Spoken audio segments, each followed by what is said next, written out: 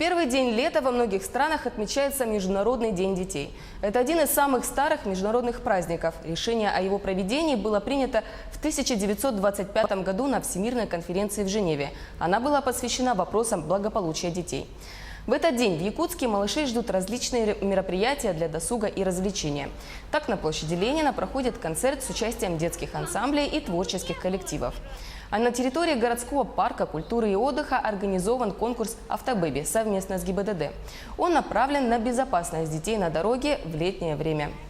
На Комсомольской площади проходит выставка спецтехники МЧС, эстафета и конкурс рисунков с целью познакомить детей с пожарной безопасностью.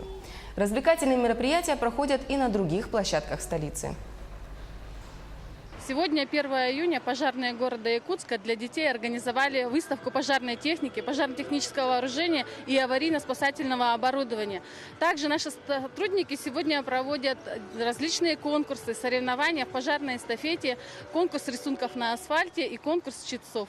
Данное мероприятие проводится в целях формирования культуры безопасности жизнедеятельности населения и обучения детей основам безопасного поведения при возникновении чрезвычайных ситуаций, а также ознакомление детей со специальной техникой и оборудованием. И вместе с тем выставка направлена на пропаганду пожарно-спасательного дела.